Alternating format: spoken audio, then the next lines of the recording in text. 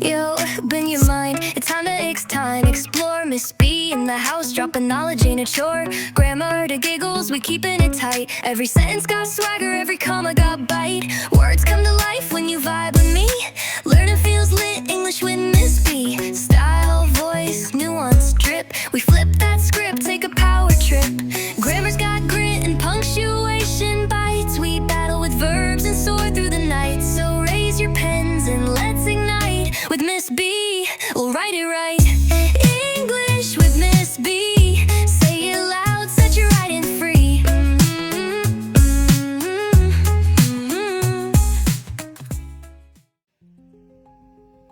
Hello everybody and welcome to English with Miss B.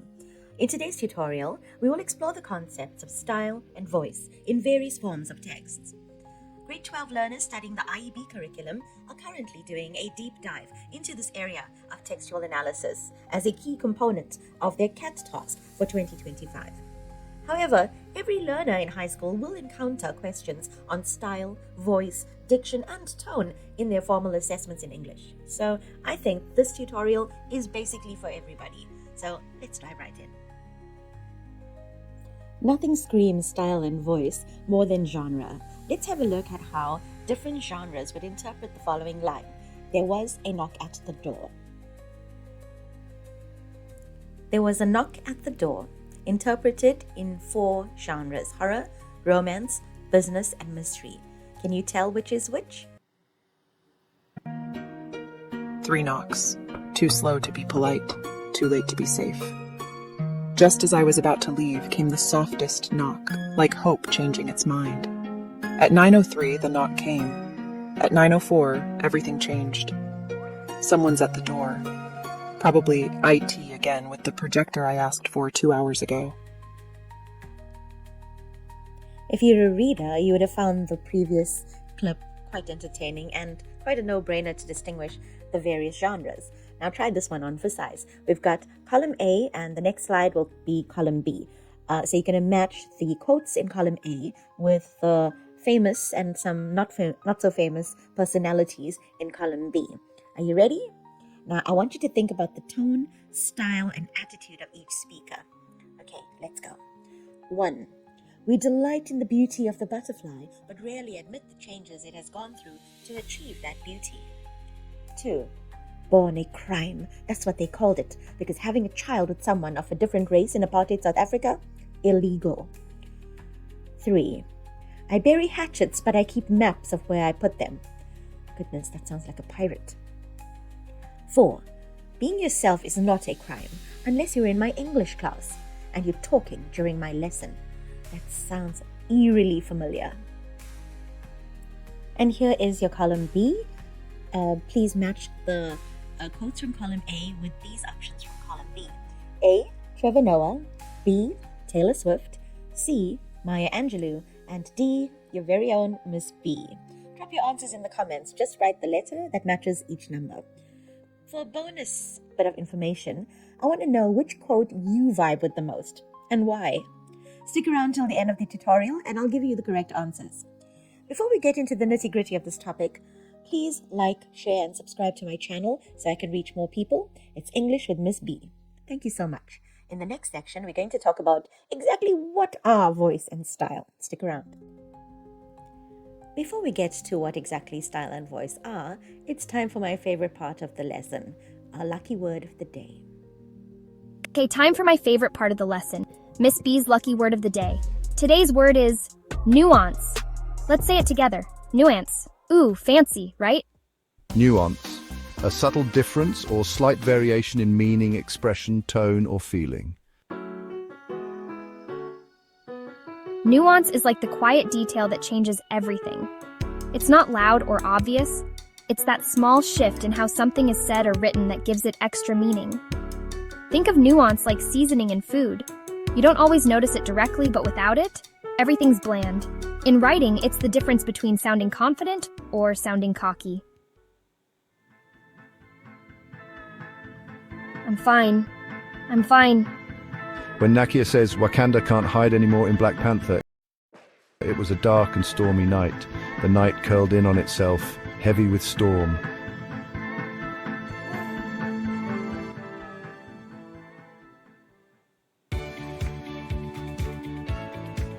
Now listen closely. I'm going to sneak the word nuance into my lesson a few times, like little ladybug footprints scattered throughout. How many times do I use it? Drop your guess in the comments.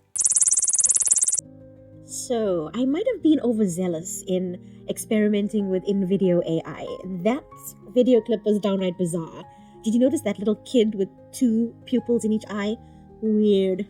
But I am going to be using the word nuance several times, and I want you to listen out for that and write down the number of times you think I've used the word in the comments below. I'm not trying to test whether you were listening or not. I mean, would I do that? Okay, so what are voice and style?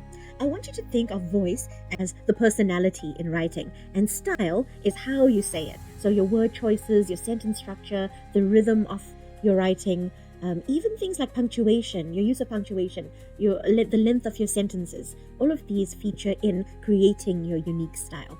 Think of voice as your vibe, and style is how you dress that vibe. Okay, I'm going to break this down a little further with some help from Hollywood. And I mean, we're talking some serious screen presence here. We're going to look at how voice and style show up in film characters. And, spoiler alert, it's not just about what they say, but how they say it. And also how they show up in the scenes themselves. So, we're going to be looking at 2 video clips about characters who play the roles of drivers. And we're going to get back into what you were able to pick up about their style and voice. In this comparative study, there are no nuances here. They are completely opposed. So the first clip is about Belle's character in Taxi, played by Queen Latifah. And just have a look at her amazing style and voice here. Hey, what the hell is your problem? Cabby, I need to get to JFK in 15 minutes. $100 I make it. Woo. Done. That was the supremely talented Queen Latifah playing the role of Belle in the movie Taxi. Now, the character's voice is bold, funny, confident, street smart, and warm, and her speaking style is characterized by the use of urban slang, punchy sentences, a lot of expression, and a good dose of sarcasm. Visually, her style is comfortable, sporty, with loud prints. These reflect her big personality. Belle's voice is so unmistakably her. I mean, you could read a line from her dialogue and know that's her. Her style is fast-talking, rhythmic, full of zingers. These match her fashion sense perfectly. Bold, unapologetic, cool. Her whole vibe seems to say, I'm here, I'm fierce, and I don't wait for green lights. Now we're going to look at a contrasting character, also a driver, and that is Jason Statham's character in Transporter. He plays the role of Frank Martin. And have a look at his style and voice, and let's compare the 2 characters.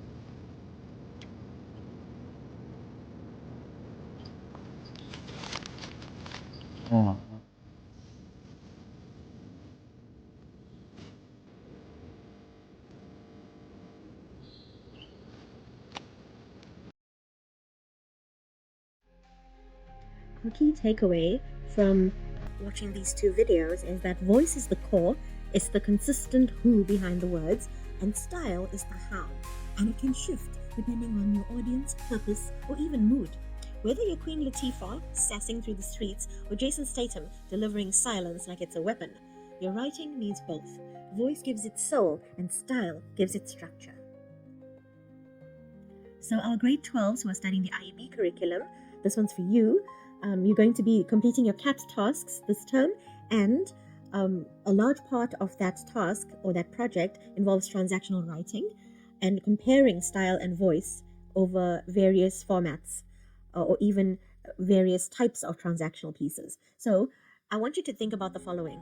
What is the vibe of my character or piece? That would be your voice. And what's the best way to show that vibe on the page? That would be your style.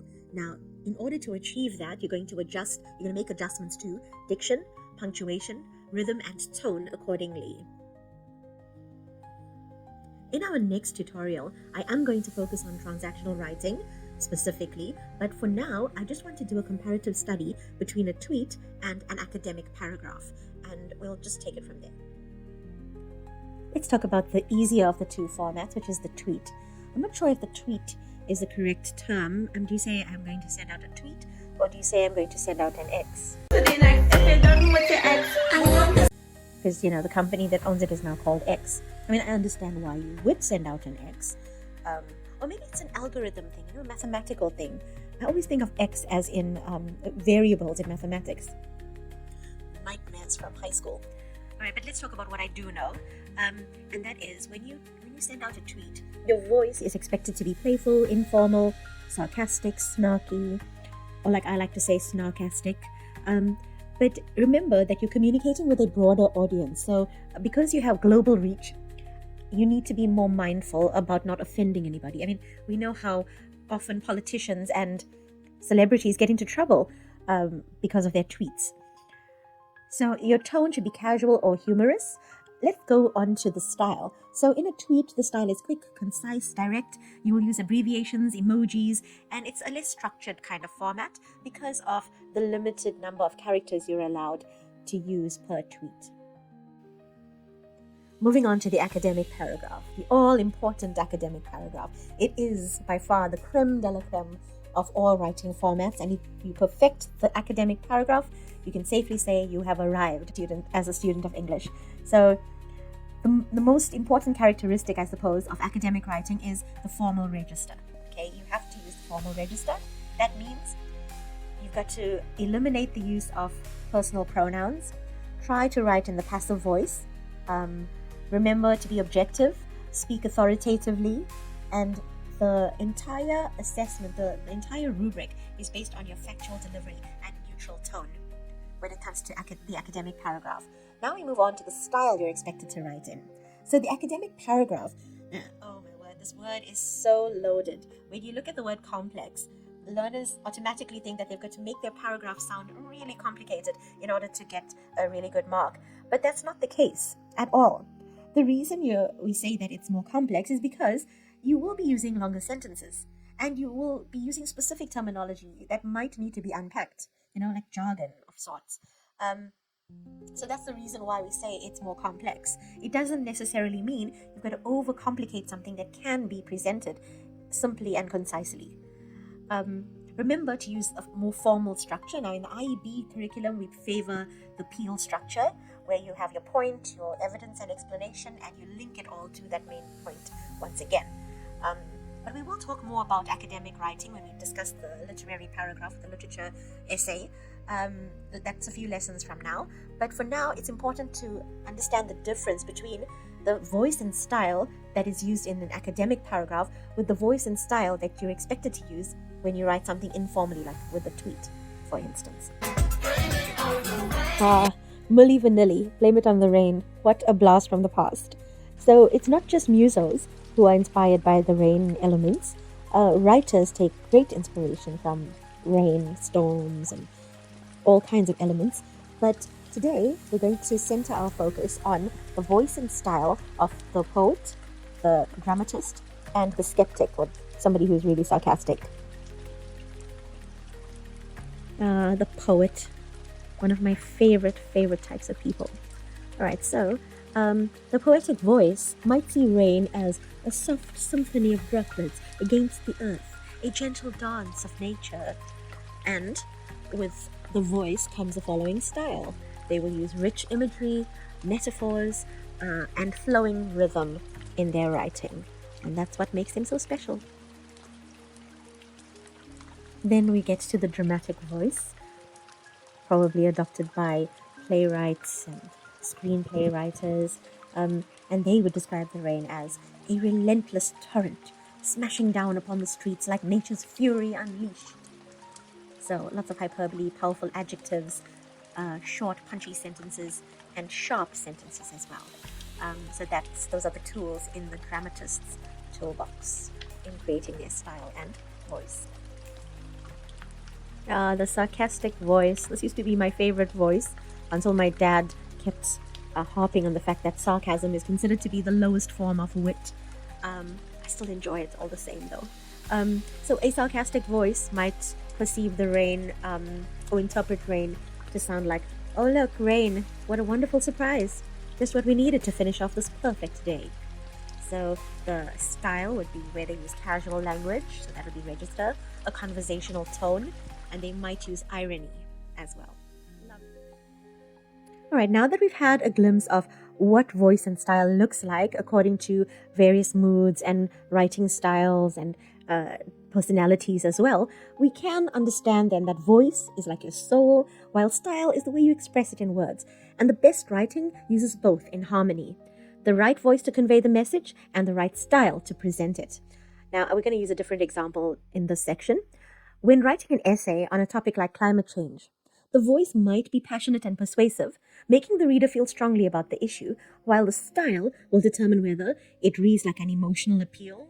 Think Belle from Taxi, Queen Latifah's character from earlier in the tutorial, where there's lots of emotive language and imagery being used. Or it might read like a logical, well-reasoned argument. I'm thinking The Transporter, Jason Statham's character, with clear organization and formal language. So part of the CAT component for this year, for the IEB learners in grade 12, consists of comparative study and comparative writing using voice and style. So you'll be given an article or a transactional writing piece that's already been written, and you're going to have to write another transactional writing piece on the same topic. Maybe your voice will be different, your perspective might be different, the format of the transactional will definitely be different. And then the second thing you're going to have to do is explain what has changed between your text and the text you were presented with. What are the words that were different? What tools were used? What's the style? What are the stylistic differences between the two texts? So, in view of that, I asked ChatGPT to generate 2 types of text based on the whole climate change topic, and this is what it came up with. So the prompt was, it's not a well-contrived prompt, but I didn't want to give you any ideas about how to create a foolproof prompt. Maybe I'll do a lesson on that later. Write an essay of about 200 words on climate change. The voice should be passionate and persuasive, making the reader feel strongly about the issue. And ChatGPT said, "Climate change is not a distant threat. It is a crisis unfolding right before our eyes. Every devastating hurricane, relentless wildfire, and rising sea level shouts a warning that we can no longer ignore. Our planet, the only home we have, is heating up at an alarming rate because of human actions. Fossil fuels, deforestation, and pollution are accelerating a disaster that will touch every life on Earth." The essay goes on to say, "We must act now. Climate change is not just about polar bears or faraway islands. It's about our communities, our food, our water, and our future. Imagine a world where clean air is a memory, where fertile lands turn to dust, and where millions are forced to flee their homes because of unlivable conditions. That world is closer than we think, unless we change course. The good news is that we are not powerless. Every small action, voting for green policies, using renewable energy, planting trees, reducing waste, adds up to a global movement of hope. We must raise our voices, demand accountability, and make sustainable choices. Our children deserve a thriving planet, not the broken pieces of one we were too careless to save. The time to fight for our future is now." So in this first iteration of the essay, generated by ChatGPT, we see that the style and voice reminds us of the character of Belle, Queen Latifah's character Belle from Taxi, the movie Taxi.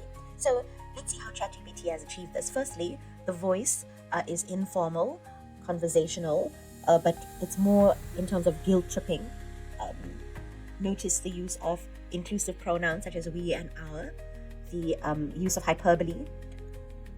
Notice the rule of 3 as well. Actually, it's more like the rule of 4. If you look at the word our, it's been repeated 4 times instead of the usual 3 for emphasis. You'll find that there is a bit of gaslighting, as my son would call it. Our children deserve a thriving planet, not the broken pieces of one we were too careless to save. That sounds so much like Belle from the movie Taxi. Now, how can we transform this essay, which is informal, persuasive, highly emotive, lots of guilt tripping, to one that is more logical and, give something that reminds us of Jason Statham's character in the movie The Transporter? So let's see what ChatGPT can come up with, and then we can compare and contrast the two essays. So this was my prompt to ChatGPT. Please excuse the crudeness of the prompt. Now, change the voice and style to create logical, well-reasoned argument. Oh my goodness, I didn't even word that properly. With clear organization and formal language based on the same topic and information above. So here's the response. Climate change is one of the greatest challenges facing humanity. Human activities, particularly the burning of fossil fuels and deforestation, are driving global temperatures higher, leading to severe weather events, rising sea levels, and environmental degradation. The impacts extend beyond the environment, threatening economic stability, public health, and global security. More frequent natural disasters destroy homes and infrastructure, while resource scarcity worsens inequalities and increases the risk of conflict. Despite the urgency, solutions exist. Transitioning to renewable energy, adopting sustainable practices, and enforcing environmental regulations can significantly reduce future harm. Individual actions such as conserving energy, reducing waste, and supporting green initiatives also contribute to meaningful change. In short, while climate change is a serious threat, it is not insurmountable. Immediate collective action is essential to protect the planet and ensure a livable future for generations to come. Now, I can just hear this in Jason Statham's voice from the movie Transporter.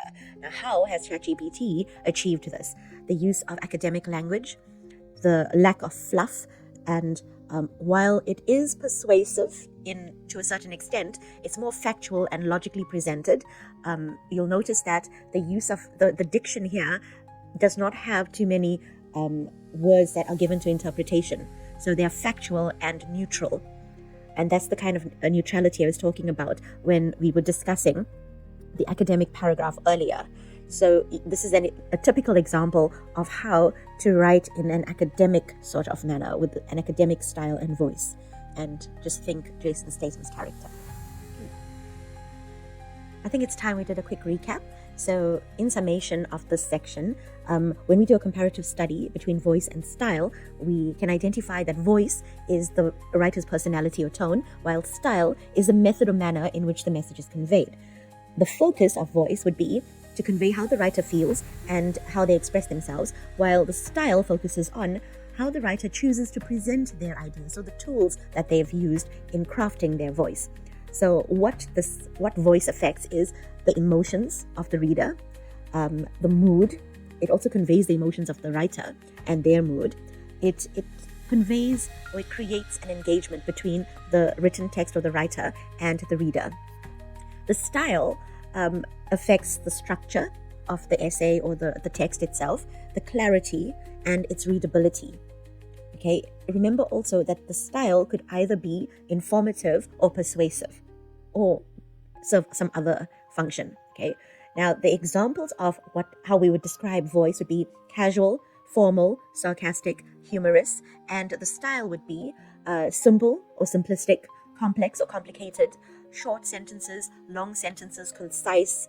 You could also think about the use of irony, the use of slang, the use of word connotations. All of that falls under the realm of style. Now we're going to move on to a little more detail. I think I am going to send a little worksheet in the description box for you to download based on these notes. And now that we have come to the end of our tutorial, thank you so much for sticking around. And here is your reward. I've created a list of the techniques you could use in your writing, but also the techniques that you will be called upon to identify when analyzing a particular text. So diction is your word choices, and it informs the tone. The effect would be it creates a tone. So think about cheap versus affordable, right? Connotation is the emotion linked to a word. Think about home versus house. A home is warm and loving, and there's a connotation of warmth and love and family. And house is just a structure with bricks and mortar.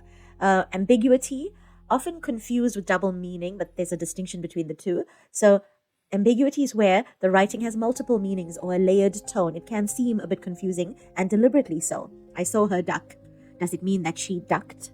Or does it mean that she has a duck? Double meanings are often used in satire, puns, and sarcasm. Think about memes, like meme texts, like I'm over it. Are you really? Sarcasm, opposite of the literal meaning. Oh great, another test. Now lots of learners can't really distinguish between sarcasm and irony. The rule of thumb is sarcasm is always negative and irony is not necessarily negative, right? We will get into the distinction in a lot more detail at a later stage. So satire is where humor combined with a sort of critique or a social commentary. Think about your political cartoons. Think Zapiro. Euphemism is used to soften a harsh truth. Instead of saying they died, you will say, or they kicked the bucket, as some people used to say back in my day. But you say passed away or passed on. Equivocation is to speak in half-truths. Think Macbeth and the witches. Saying something vaguely on purpose. Depends on your view. So there are people who speak exclusively with equivocations. It's very annoying. Emotive words, they trigger feelings, such as brutal and heroic. Propaganda is where you use the language of persuasion through bias, emotional appeal. Ad analysis or headlines usually carry propaganda. I'm so sorry, my dog is lapping up water really loudly. I apologize for the background noise. Propaganda, we've covered propaganda. Punctuation changes the pace, tone, and urgency of the text. It also alters the meaning. I mean, look at the example. Let's eat, Grandma, as opposed to let's eat, Grandma. There's a huge difference there.